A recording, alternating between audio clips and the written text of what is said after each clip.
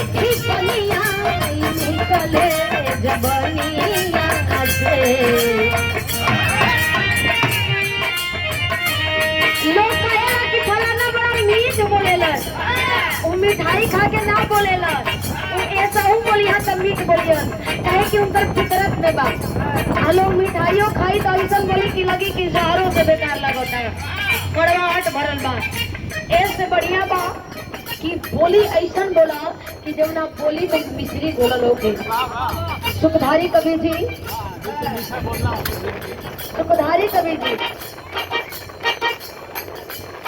जैसे मीठा और से सुने की मिलल हो, सही बात है।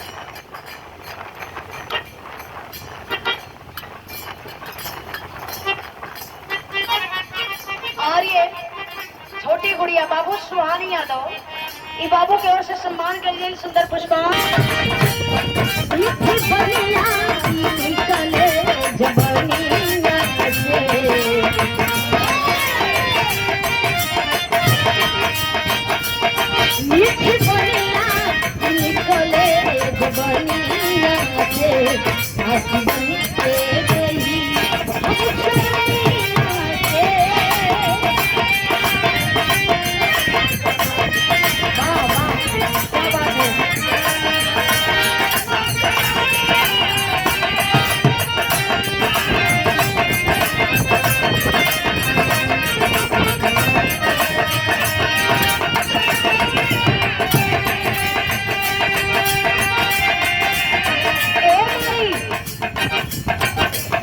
मीठी बनिया निकले जबनिया से, साथी बन के रही हम चरनिया के।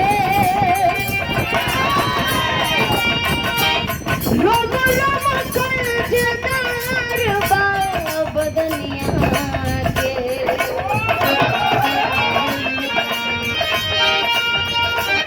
रोम रोम कर्जदार बा बदनिया के।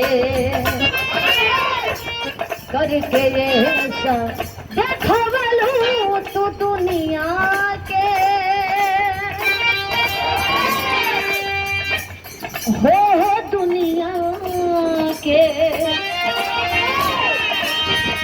तोहरा लगे लगे, तोहरा लगे लगे सब कुछ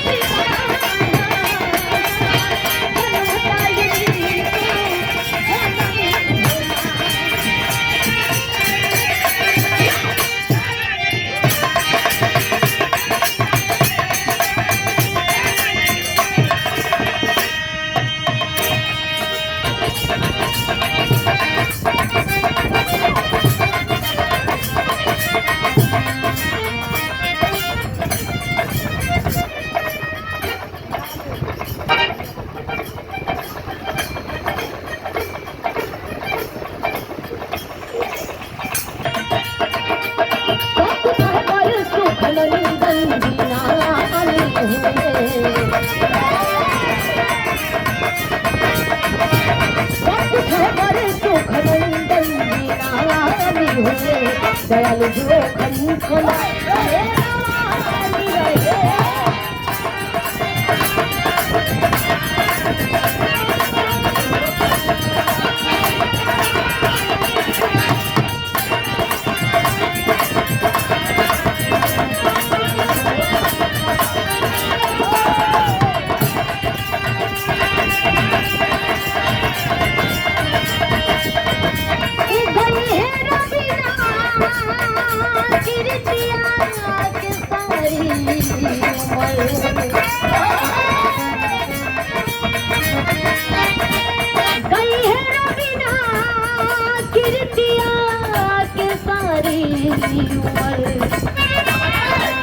माई बाँचल समर बिछवा पानी रहे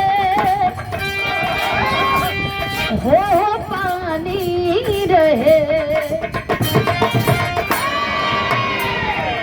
आज रखिले बुनिया रे जननी रखिले